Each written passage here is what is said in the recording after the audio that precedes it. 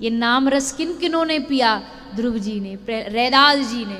बताओ, चर्मकार चप्पलें, चमड़े की चप्पल बना रहे हैं कटौती में। एक व्यक्ति जा रहा है गंगा जी स्नान के लिए, रोज जाता है। रैदास जी जा नहीं पाते क्योंकि उनका अपना धंधा है, काम है, चले गए तो वो छूट जाएगा। उस आदमी को 2 केले दिए, इसको गंगा जी को दे आना। वो 2 केला लेके गया, गंगा जी को समर्पित किया, और जैसे गंगा जी को समर्पित किया, गंगा जी से गंगा मैया का हाथ बाहर आया केला प्रसाद पकड़ने के लिए। केला हाथ में ले लिया और दूसरा हाथ बाहर निकला। उस हाथ में क्या था? उस हाथ में कंगन था, चमचमाता हीरे मोती से जड़ा कंगन।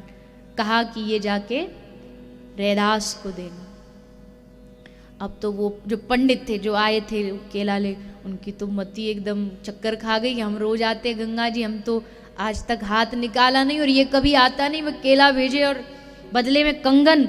अब पर पंडित जी के मन में थोड़ा लोभ आ गया, तो जब पंडितानी जी पहनेंगी तो बड़ा अच्छा लगेगा ये, वो क्या करेगा चर्मकार इसका लेकर के। सो लेके घर जाने लगा। पर भक्ति का चमत्कार देखो, जिस गली से निकलता पहुंच जाता रैदास जी के पास, गली बदल के फिर जाता, फिर रैदास जी आ जाते। जब अंततः उसने सोचा कि अब ये हमारी सामर्थ्य में नहीं है, ये कुछ चमत्कार है, सो लाके कंगन रैदास जी को दिया। रैदास जी समझ गए इसके मन में क्या है। रैदास जी बोले जाओ इसको अपनी पत्नी को पहना देना। जाकर के पंडित ने वो कंगन बाजार में बेचा, बेच के पैसा पत्नी को दे दिया। वो घूमता घूमता कंगन राजा की पत्नी के पास गया। अब राजा की पत्नी तो महाराज ठाट बाट से रहती है, बोली ये इसका दूसरा वाला चाहिए, ऐसा ही दूसरा लूंगी। अब कहाँ से लाएं, पता करते करते रैदास जी से पता किया, रैदास के पास आया था। रैदास जी ने कहा कि दूसरा कंगन चाहिए? बोले हाँ। पंडित जी वही आए थे कि राजा मांग रहा दूसरा कंगन, नहीं तो फांसी पे चढ़ा दे। लो, वही जिस कटौती में पानी भरते थे उसमें से ही दूसरा कंगन निकाल के दे दिया, ले जा।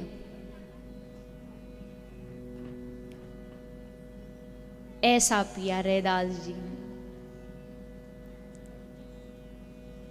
बड़ी बड़ी विचित्र कथा है रैदास जी की, भक्तमाल में पढ़ो। बड़ा गोरखनाथ जी आए, वो चमत्कार सिद्धियों में बड़ी प्राप्ति थी उनकी। गोरखनाथ जी पधारे रैदास जी के पास। रैदास जी ने उसी कटौती से थोड़ा सा जल लेके गोरखनाथ जी को दे दिया, और उनको लगा रे इससे तो ये चमड़ा सब बनाते, और इसको हमको दे दिया पीने के लिए। नहीं पिया, और उसको ले जाके कबीर के यहाँ जो कमला पुत्री रहती थी उसको दे दिया। कमला ने पी लिया, और कमला के भीतर ऐसी चमत्कारिक शक्तियाँ पैदा हो गई। किसको पीने से? कटौती का वो चर्मकार का वो जो पात्र होता उसका जल पीने से। भक्ति में बड़ी शक्ति है, राम के प्रभु के नाम में बड़ी शक्ति है।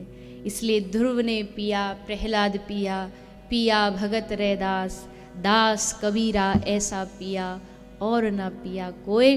तो भैया सब बातों की एक बात यही है, ये सारा प्रवचन फेल हो जाएगा मेरा कहना अगर इसके बाद भी हमने जाकर के भगवान का नाम जाप शुरू नहीं किया। तो जाकर के क्या, अभी मैं तो कथा में बोलती हूँ, अभी सुनी तो रहे हो कान से, मुंह से क्या कर रहे हो? जीभ को आदत पड़नी चाहिए।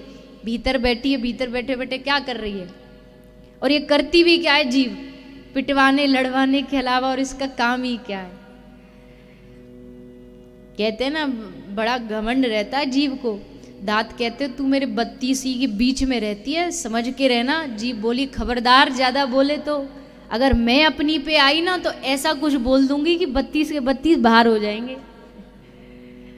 मेरी अपनी मर्जी है, मीठा बोलने पर आए तो जन्मों जन्मों के शत्रु को दोस्त बना ले, और अगर कड़वा बोलने पर आए 1 मिनट में सब तहस नहस कर सकती है जी। सर्वम जिते जिते रसे, जिसने जिव्या को जीत लिया, वाणी को जीत लिया, उसने सब कुछ जीत लिया। तो इस जिव्या का काम केवल रस लेना नहीं है, केवल स्वाद लेना नहीं है। इस जिव्या का काम बस इधर उधर की बातें, निंदा चुगली में देखो इस जीव को कितना रस आता है। बैठ के किसी की निंदा करवा लो, आहा, इतना रबड़ी रसगुल्ले में रस नहीं आता जितना दुश्मन की बुराई करने में आता है। ये ऐसा वो वैसा।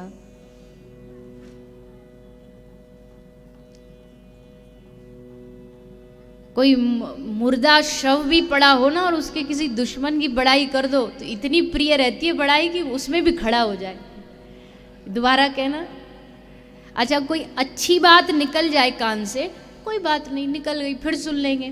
पर कोई अपने दुश्मन की बुराई कर रहा और वो वहां थोड़ी देर में पहुंचा तो फिर दोबारा कान लगे, क्या बोल रहे थे आप अभी, क्या बता रहे थे, वो दोबारा सुनना, उसको बार बार सुनने का मन करेगा। एक आदमी था, वो एक वकील के घर जाता, वकील के घर जाके बोलता, वकील साहब हैं। पत्नी बोली कि माफ करना वकील साहब तो 6 महीने पहले चले गए, मृत्यु हो गई, मर गए। फिर अगले दिन आ गया, वकील साहब हैं, वो बोली भाई साहब वो तो चले गए, मर गए।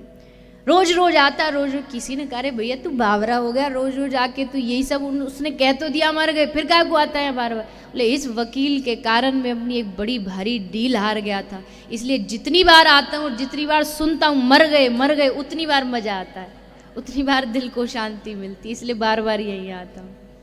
अपने सुख से आदमी इतना, अपने दुख से इतना दुखी नहीं है, दूसरा दुखी हो इसको देख करके तो महाराज उसकी आत्मा प्रसन्न हो जाती। दूसरों का सुख नहीं देखा जाता। तो ये जिह्वा न केवल बकवाद करने के लिए मिली है, न ये जिह्वा केवल सांसारिक बातों के लिए मिली है। ये जिह्वा इसलिए मिली है कि हम दिन रात उनका नाम जाप कर सके। बताइए, और किसी में ताकत भी तो नहीं। आप कुत्ते को लाख प्रवचन दे दो, उससे कहो कि राम राम जप, कैसे जपेगा? शक्ति नहीं है। पक्षी को लाख उपदेश दो, बड़े बड़े उसको सभाओं में लेकर के जाओ, कैसे जपेगा? पर एक मानव ही है, मानव योनि ही है जो सोच के समझ करके भगवान का नाम जाप कर सकता है। इसलिए आप सबसे यही निवेदन है, कथा तभी सफल है। कथा की सफलता इस बात से नहीं होती है कि बड़ा पंडाल कितना था, भीड़ कितनी थी, पैसा कितना लगा कथा में, ये सब तो बाहरी चीज़ें हैं। कथा की सफलता तब है जब यहाँ अगर 1000 लोग भी आए तो 1000 चलो पूरे नहीं, 500 भी अगर कथा सुनने के बाद राम राम राम राम हरे कृष्ण जपने लगे तो समझिए कि कथा सफल हो गई। कथा की सफलता